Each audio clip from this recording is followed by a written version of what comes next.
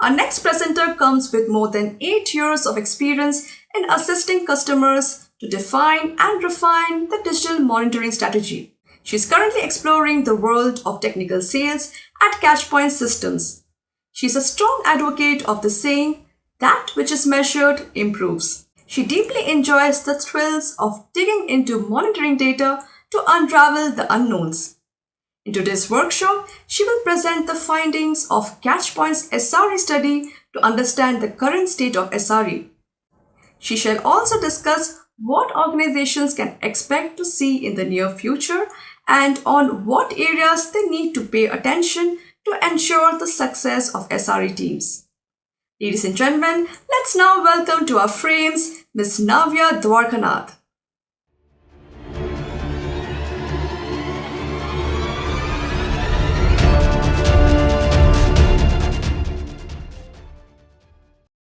Hello, everyone. Welcome to this talk. So before we get started, I want to talk to you a little bit about buildings. What if I told you that if your office building looks like the one that you're seeing on your screen right now, it'll help you promote teamwork and harmony in your organization? So this is just one option, and I give you another option. If I tell you that if your building looks like this, you will be able to promote innovative thinking, help your employees think outside the box. And this can be accomplished by just having your office building look like this. And I'm sure once I give you this direction and I tell you this different way of building buildings, and I tell you that this is going to definitely help you accomplish your goals, I'm sure you're going to have one question. Sorry, I take that back. You're going to have more than one question. In fact, you'll have a lot of questions, right? So it's going to start with, but why? Why do I even have to have my building look like this if I need to achieve XYZ goals in my organization? Second one would be, has anybody tried it? And if they've tried it, how did they make it work? How were they able to validate that it actually works? If your building looks like this, how is it impacting teamwork? And the third thing you would be curious to understand, let's say that I've convinced you that somebody has tried it out there and it's working for them and this is how they're doing it. The next question you'll naturally have is, fine, I understand that it worked for one person, but how about the rest of the world? Are there other use cases? What's everybody else talking about? Is somebody else doing it differently? Can I structure it diagonally towards the left versus the right? So you might have a couple of these questions. And then finally, if I convince you there as well, you'll want to know about the ins and outs of the proposition, right? What should be the building made out of? Are there good architects out there? Is it a single architect or should I have two different architects who can help me with this process? So you'll have more of these specific questions. But the essence here is that regardless of any kind of change, if it's a new technology, a new paradigm, whatever it is that you're adopting, I'm sure time and again, there are questions that you ask about what is everybody else doing. And that's precisely what we do at Catchpoint on a year-on-year basis. We basically survey SREs in the community to understand how are they adopting the SRE practice? What is working for them? What is not working for them? Is there something that they've tried that they can share with the community? Basically, all the questions around how can I use your knowledge in my organization? In essence, by the people, for the people. So that's essentially the entire survey. And the benefit here is that all of us, by talking to each other and understanding what each of us do, can benefit from the collective wisdom. So that's the essence of why we do an SRE report. So before we get into the findings, right, let me talk to you a little bit about whom we surveyed. And so it was about 300 different SREs that we spoke to. And this was a joint effort by Catchpoint, DevOps Institute, and VMware Tanzu. And as you can see, 47% of the people who responded to the survey, their primary area of expertise or their primary role was being an SRE. On the right-hand side, you'll see that the industry to which these respondents belong to. And what is interesting here is that 41% of them come from the technology space. So that's definitely interesting. A large of technology companies are adopting the SRE practice. But what was more interesting to me was that in addition to technology, there are multiple other industries where the SRE practice is being used. Technology is ubiquitous. I mean, there's no denying that, but the SRE practice is also becoming more pervasive. More and more industries are adopting the SRE practice, which is extremely refreshing to see. The second thing that we also, I wanted to note about who responded was they came from different continents. North America being the top, and then we have folks from Asia. And in terms of the team sizes, the most of the respondents that responded back, they said that their SRE team size was somewhere between 10 and 100. As well as 0 to 10. So basically small to mid-sized teams. And we also had some SREs where the SRE teams were more than 1,000. In terms of the number of employees in this organization, you will see that it's pretty much across the board from mid-size to small size organizations. And also a lot of our respondents came from organizations like enterprise organizations with more than 100,000 employees. So that was pretty much a little bit about who responded to this survey. All right, so now that we understood whose voice we are hearing, let's get down to business and understand what questions we asked, right? And to begin with, the most important question: Xbox or PlayStation? And it's an important question because when you're thinking about creating the right kind of culture, I'm sure everybody's thinking about game rooms, recreation rooms. So if you're, let's say in the process of deciding, in addition to a ping pong table and a foosball table, what else you want in your game or recreation rooms where your SRE teams are present, the answer for you is PlayStation by a huge margin. But then again, one thing that we do interestingly with the data is that we look at data for face value, but then we also ask more questions. We cross-reference, try to really understand if what people are saying is actually what they mean. So what we did here was that we also asked our respondents, what is your primary area of expertise? Is it development? Is it operations? So that's the data that you're seeing on the right-hand side. And then what we did was we cross-referenced this with their preference for Xbox and PlayStation. And what we found was that the operation folks preferred PlayStation over Xbox by a big margin, so 66 versus 34. Whereas the folks who said that they come from a development background preferred, again, PlayStation, definitely. But then the balance was, the difference wasn't that much. So maybe if you had like an Xbox, they would go ahead and play, they wouldn't crib about it. But the difference wasn't as much. So that's something interesting. All right. So now that we spoke about the whole recreation room and like what to include in terms of, in addition to your ping pong table, let's talk a little bit about toil. Very closely related, right? Like you want to make the work environment fun so that people don't feel the repercussions of toil. Before we get into the data itself, toil is basically as defined by the Google SRE book. Toil is the kind of work that tends to be manual, repetitive, basically that can be automatable, but then you think about whether you should do it, and then it's basically devoid of any kind of enduring value.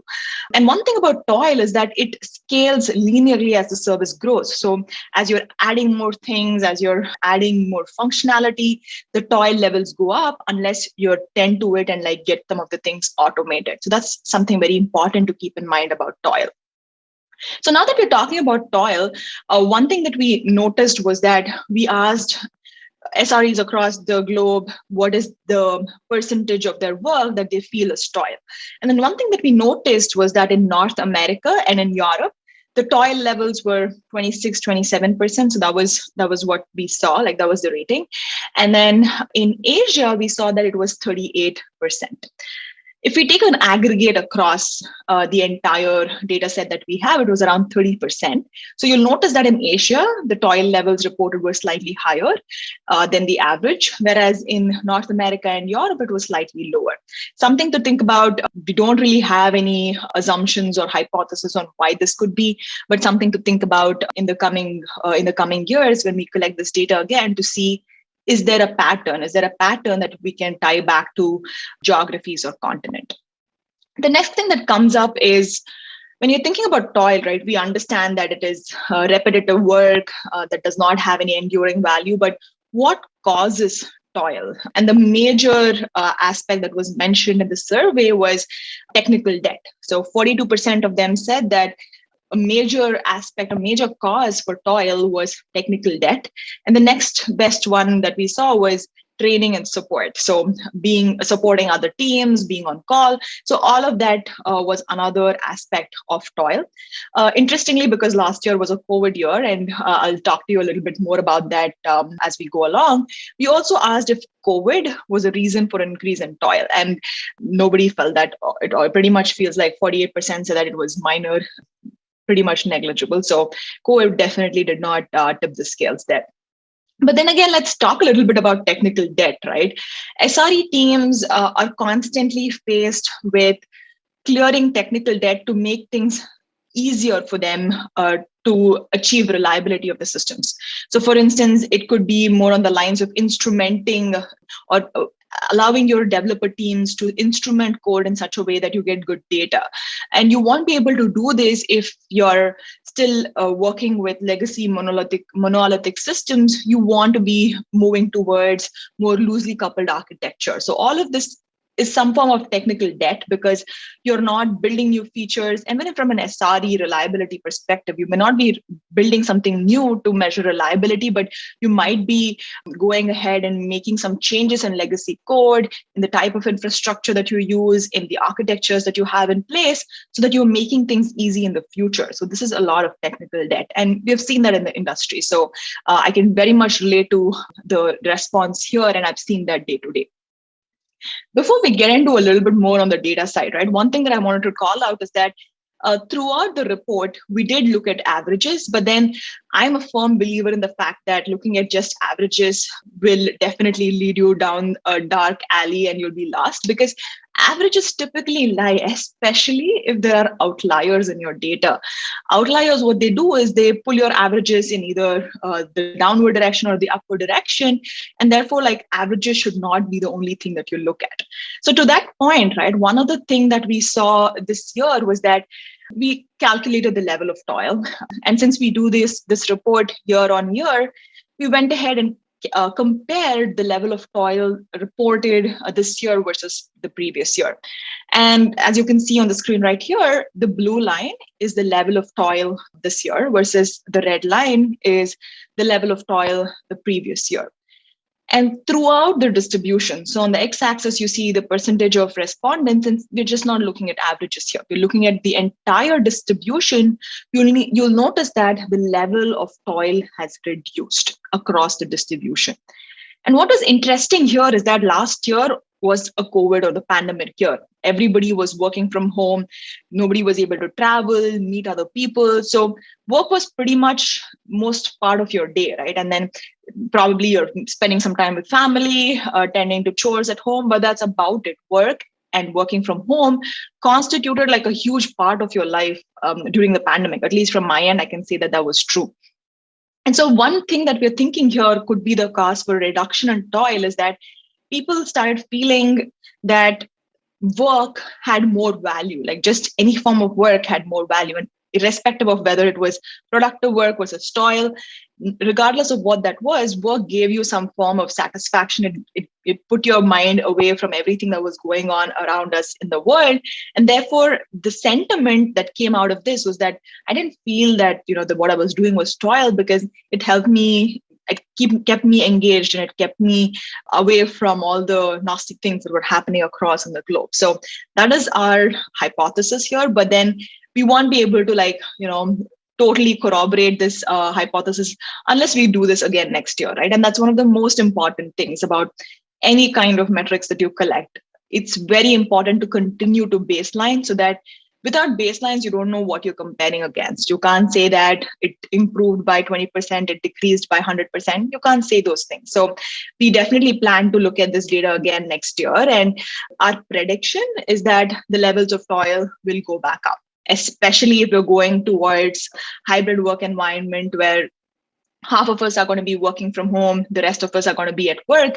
We anticipate that the level of toils will go back to pre-pandemic levels or even higher, because you're thinking about coordination challenges between some people working from home, people from working from office, and how does the collaboration come into place there? Now everybody is on the same boat, so collaboration just happens intrinsically. But what happens when it's hybrid? So time will say, but we'll definitely be reporting on that next year. Perfect. So speaking of challenges, right? One thing that I definitely feel with SREs is that they're always double struck with challenges. There is the development side, but then there's also the operational side of their activities. And these two activities, they present very different types of challenges. And one of the ways that organizations handle this is by trying out different types of organization structures. So you might have a centralized architecture or a decentralized architecture, or like some form of hybrid between the two. So one thing that we noted based on the data was that 38% of them said that they have decentralized architecture, whereas 42% said that they still have like a centralized architecture, team organization where there's a centralized SRE team taking care of everything. Now, what was interesting was the decentralized portion, like how are people decentralizing SRE teams? So you'll notice that among the 38% that said that their teams are decentralized, 23% said that it was decentralized by business or product. So product A has their own SRE team, B has their own SRE team. 8% said that it's by platform. So AWS, your CDN services, your DNS services. And then 7% said that it's by a stack, different types of development stacks, infrastructure stacks. So on those lines, which is interesting, right? Because when you think about like how you want to structure your organization, these could be some of the methodologies you think about and see if there is like a fit for one of these in your organization. So one other thing that we saw was that when we speak about centralization and decentralization or the hybrid structure, one thing that we also wanted to do, and like I said, this is something that we have done throughout the data that we had, is correlating that with other aspects of the responses that we got from the SREs. So here what we did was we took a look at the team size of the SRE team size, and we saw how does the structure of the team change based on that. So one thing that we noticed here is that as the number of SREs grew in an organization, the team structure became more and more decentralized. So as organizations grow, right, keeping things centralized definitely becomes a challenge in terms of expertise, the breadth of knowledge that you need to have. If you have just one team responsible for everything, it becomes extremely overwhelming. However, it'll still help to keep certain aspects centralized to prevent duplication, right? Like you don't want multiple different decentralized teams, for instance, building the same tools or building the same alerting mechanisms. You want to centralize some aspects of these, especially for providers like CDN providers and DNS providers that are used across the organization. I'm sure centralizing those things would still make sense because the expertise that is required is still the same because it's platform specific. In addition to looking at individual team sizes, we also looked at the organization's structure. So here what we noticed was, again, it is very much in line with what we saw with SRE team size. As the organization grew, decentralized definitely picks up, but you'll also notice that the hybrid model also picks up as there are more employees within an organization. So that goes to exactly what I was talking to you about, where it is possible for you to decentralize based on either product, different types of stacks. But when it comes to things that are common across the organization, you might still want to centralize some aspects of it.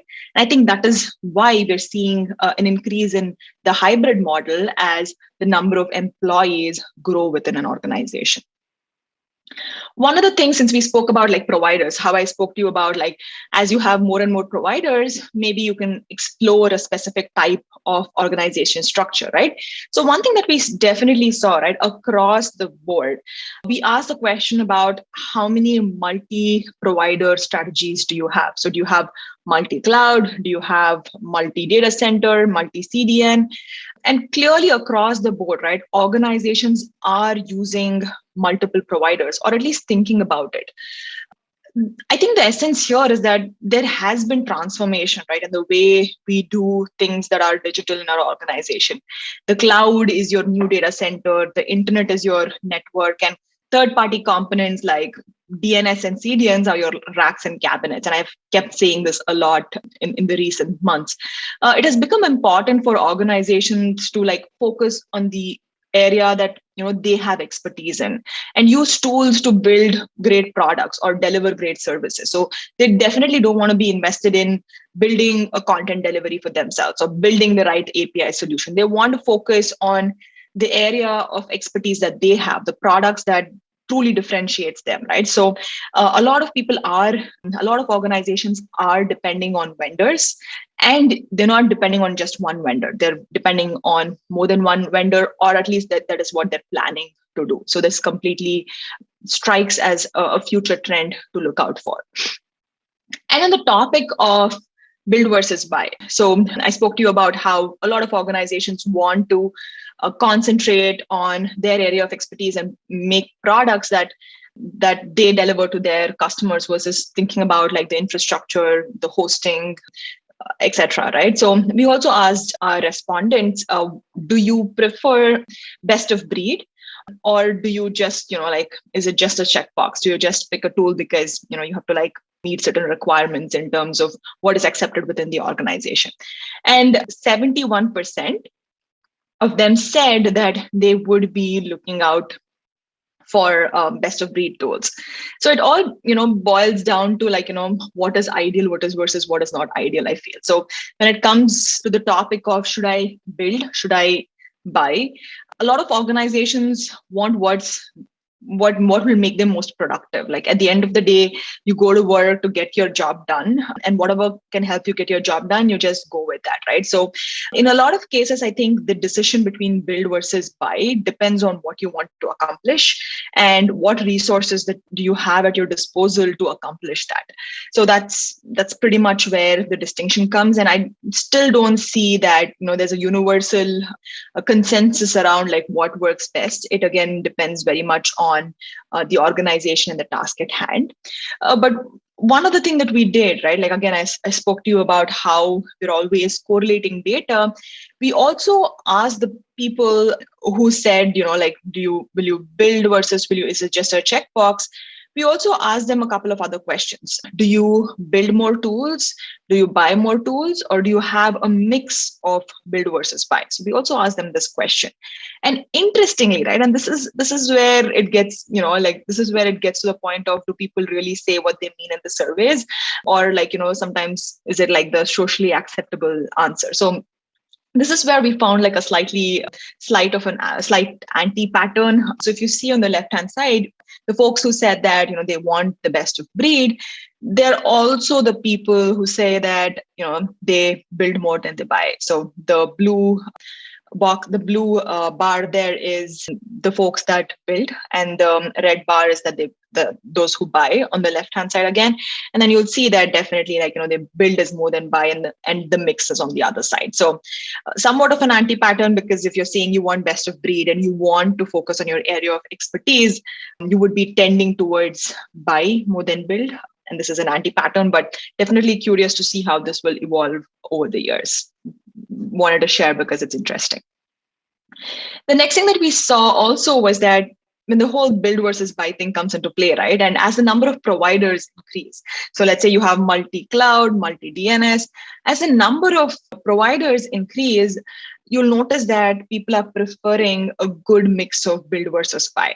And that's interesting because, and even if you see things like we build more tools, right? So if you see versus when you have like less providers, the tendency towards building on your own is high. Whereas when you have multi-providers and you are dealing with like different data formats, different APIs, and if you're thinking about building tools on top of it, it gets very complicated, right? And so in those kind of scenarios, you'll notice that people are tending towards best of breed and like using a hybrid solution versus building tools on their own, which was also interesting because as complexity increases, right, if things are simple, you might as well do it in-house. But as complexity increases and as the task at hand becomes bigger than what you're delivering. If the amount of time you spend on building your own tool to do XYZ is more than the time that you would spend in getting your product to market, you would definitely prioritize and probably bring in outside expertise. And this pretty much, goes in line with that thinking, right? So that's exactly what we're seeing here. The next thing that we thought about a little bit is how do you reduce toil in an organization, and can toil be reduced by having centralization, right? Can you like have centralized teams, and will that help you in reducing toil? So one aspect that we looked at is what percentage of time do SREs spend on call, and the median response here was 20%. So at least 50% of them said that they spend 20% of their time on call. And then again, if you take a look at the spread across different continents, in North America and Europe, it was below the aggregate of 24%, whereas in Asia, it was slightly high. I had one idea around why could it be higher in Asia? We do see a lot of SRE teams, or we do see a lot of service providers, service aggregators provide SRE as a service to a lot of enterprises. So it's possible that a lot of your SRE teams are sitting offshore, and then those are the teams that are spending time on call. So this could somehow be the reason why SREs in Asia, for instance, because of outsourcing, this could be the reason why the amount of time spent on call in Asia is higher compared to North America and Europe. Just a hypothesis there. We'll continue to collect data to see if some of these hypotheses have some form of validity. So again, when you talk about time on call, right? So one thing that we wanted to see is, does centralizing teams help with these aspects? Can we correlate the amount of time spent on call with what is the organization structure? So one thing that you'll notice here is that the amount of time spent on call is higher towards the right and less towards the left. And as you can see, the centralization of teams reduces as the amount of time on call increases. So what this essentially tells us is that the time spent on call depends on a couple of things, because the amount of time spent on call increases if there's a lot that you need to do a lot to get multiple teams together. So if you have decentralized teams, one of the things that happens when something breaks is that you need expertise from multiple of these decentralized teams.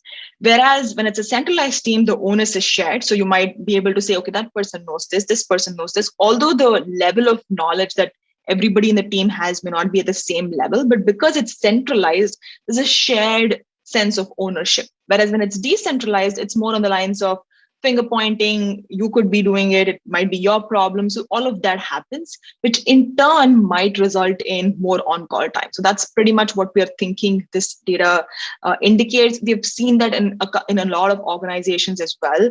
In fact, that has been the reason why a lot of SRE organizations are moving towards some form of centralization, because they want shared expertise. They want at least teams with SMEs from decentralized teams, so that whenever people go on call, they have the ability to reduce the mean time to resolve.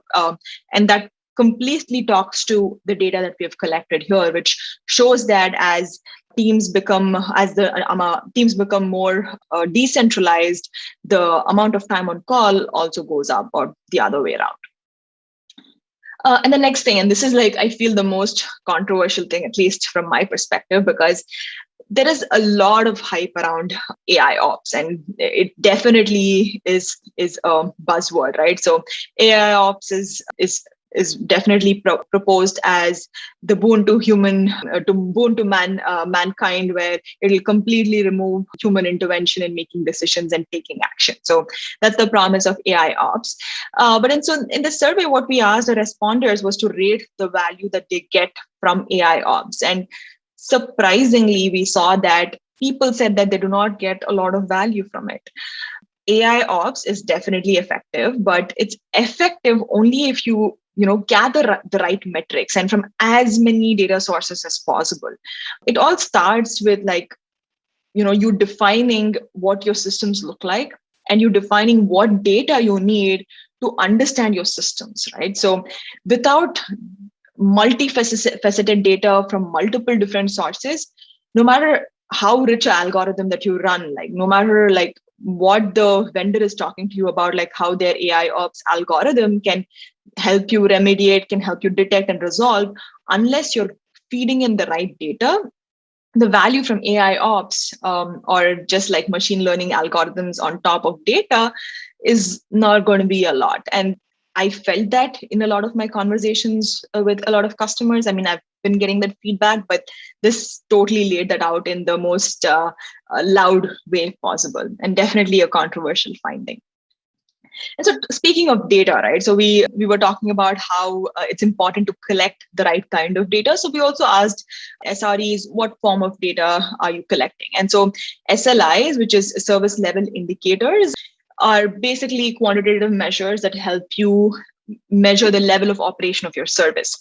And some of the SLIs that SREs said that they use are definitely availability, the top one, latency, response time. So these were like the top metrics that folks spoke about. And one other thing that we also wanted to know is, and this is something that is proposed as a best practice, right? So everybody talks to you about how the whole journey to SLO is something that is recursive. You keep getting better at it, you keep redefining your metrics, and you continually improve. So we also wanted to understand if that's definitely the case, and we saw that as well. So if you see, 49% of them said that we continually refine our SLOs, and 30% said that we publish our SLOs to our users or customers to set expectations. So it's used as both a starting point that completely gets refined. It's also used as as a way to establish the right kind of expectations with your consumers or your customers. So that's what we're seeing with SLIs.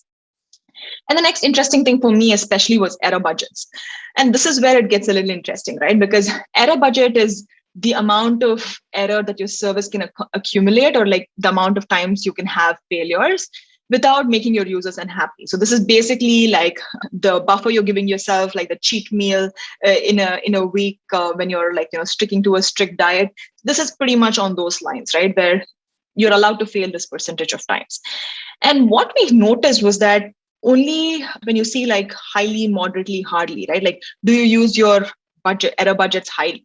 Only 19% said that they highly use their error budget, and 32% said that we hardly use our error budgets. And this is where it gets a little interesting, right? Because when it comes to the SRE practice, there's so much emphasis on building reliable systems that it almost makes it feel like failing is not acceptable. And this is what creates a lot of tension between groups, and this is what causes lack of collaboration. Because interestingly, like in one of the conversations earlier this week, I heard this very, very interesting thing. When if you have developers and test teams working so hard to ensure that there are no errors in their code, and if you have your SRE teams to ensure that your infrastructure is as reliable as possible, and there's always friction between the two, because the developer teams and the test teams want to ship new products as soon as possible, and then the SRE teams are like, no, just don't do it because we want to keep things reliable. So if this is the constant kind of friction that you have,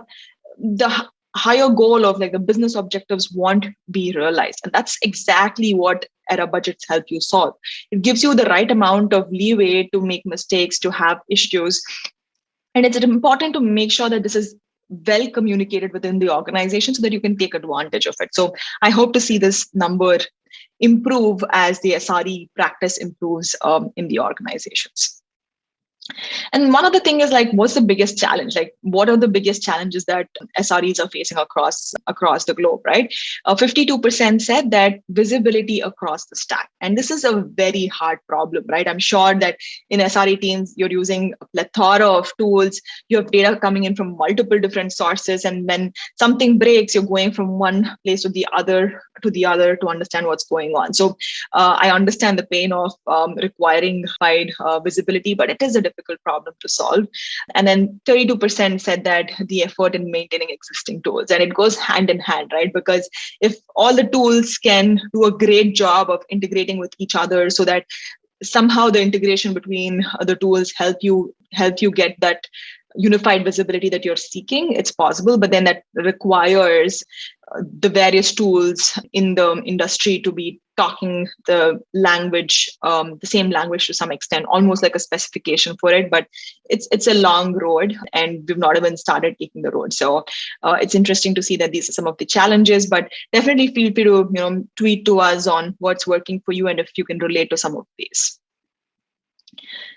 And the next thing is like what data sources. So we spoke about the challenges, we spoke about SLIs. So how are you collecting this? Like what form of monitoring are you doing? So 83% said that application monitoring, infrastructure monitoring, network monitoring, client-side monitoring. So basically, if you take a look at it, it's a good mix of different types of monitoring, gathering data about the application network, infrastructure, client side data so that you have user sentiment, data from the user perspective. But one thing that was interesting is that nobody cares about public sentiment. It almost feels like that. But I'm sure that there are other ways that data gets collected. It's just that maybe SREs don't care about it as much yet, which shows that, even though there's somebody screaming on Twitter, like not something that, SREs care about, or at least not a metric that they collect currently. So that was interesting to note there. So since we spoke about the different data sources, and we also spoke about how the value of AI ops is extremely low, right? So when I saw these two aspects of things, I was wondering if the value from AI ops is low because people are not collecting data from as many different data sources.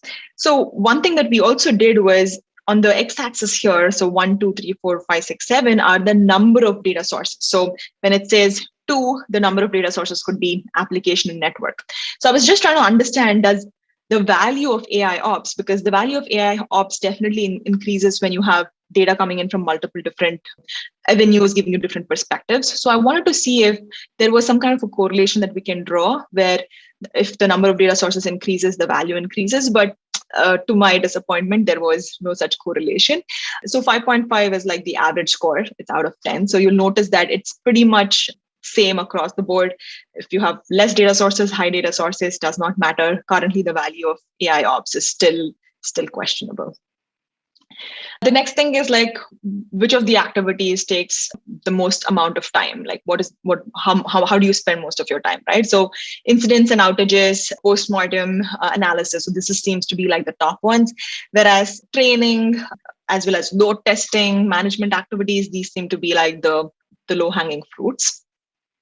And since we talk about when we talk about SREs, right, we talk about like the two avenues, the development aspect and the operational on-call aspect. So one thing that we also did is we compared the amount of time that SREs spend on development versus on-call, and clearly like development seems to take precedence. So the amount of time that they spent on development versus on-call activities, the toil-related activities, shows that they are spending time on developing new features, reducing toil. So that's definitely great news, right? Because that shows that eventually we will be able to get to a sweet spot where you're spending equal amount of time in handling toil, in developing, in doing the operational related activities.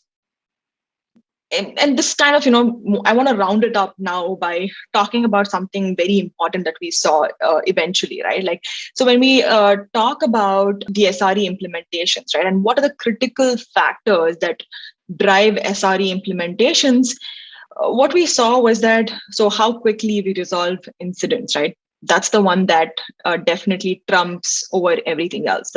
The main thought process behind the SRE implementations is that we want to keep things reliable. And if something breaks, reliability is at question. So that is the driving force.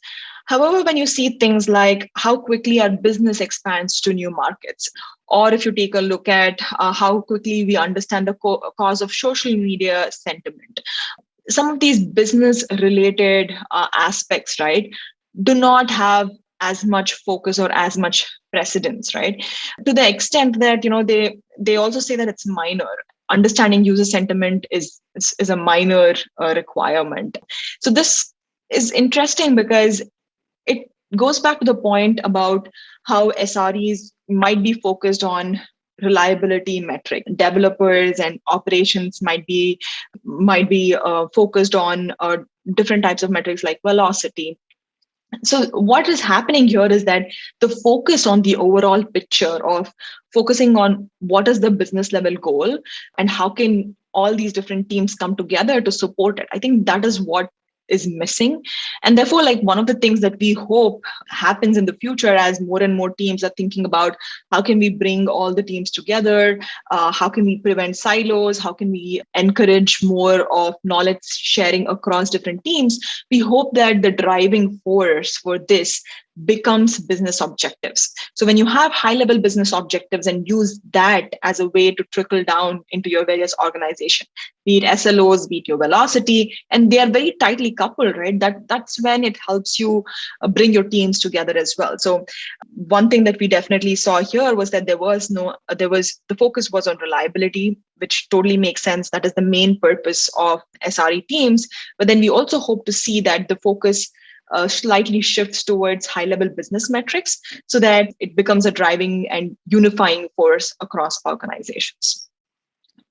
All right, so that brings me to the end of my talk. I know we spoke about a lot of data. We saw different types of perspectives into what SREs are feeling and doing across the globe. So now if I tell you that this is the type of building that you need to build for your SREs, you at least know that that building should have a PlayStation.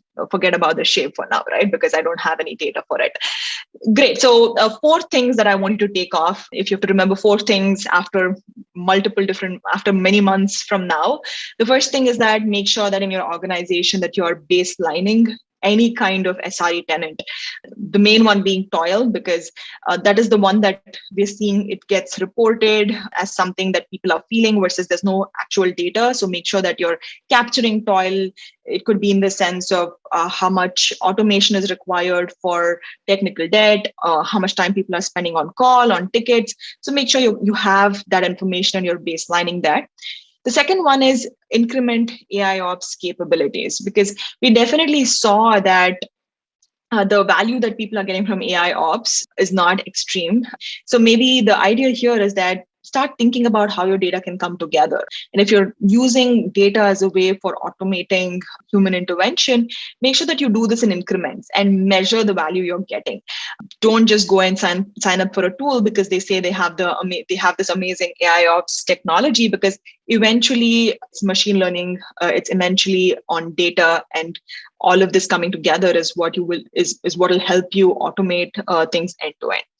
And scale SRE implementations. It becomes important to think about the aspect of platform operations, right? So is it possible for you to scale your SRE practices by having platform operation teams that are centralized across the organization? So although you're looking at decentralizing per product or per different application stack, still think about how can you scale as you use more providers and vendors. Can I have a platform operation strategy so that I can scale my SRE implementation across different teams in the organization? And finally, it's about expanding the observability boundaries. It's great that you're tracking SLOs. It's great that you're tracking velocity. It's great that you're tracking the number of bugs, the number of rollbacks. But it's also important that all of these things that you're tracking in turn drive your business objectives. And the way it drives your business objectives must be extremely clear, and this must be well communicated across your organization. Some of the most successful implementations that I've seen across my expertise in terms of my customers have been where the business objectives is clearly defined, and there are meetings where there are SRE teams, there are development teams who come together, and there is a sense of ownership and co-ownership because everybody is driving towards the business goals. That's what I'm going to leave you with. Thank you very much for your time today. If you have any questions, if you want to explore some aspect of the data that was shared today, or if you have a different theory about some of the things that we discussed today, feel free to find me on Twitter. My Twitter handle is tweet2navya. You can find me on LinkedIn as well. A simple search for my name and you will be able to find me. So definitely looking forward to hearing from some of you. Thank you so much for your time today, and have a good rest of the day or the night, wherever you're joining us from. Thank you very much. Have a good one. Bye-bye.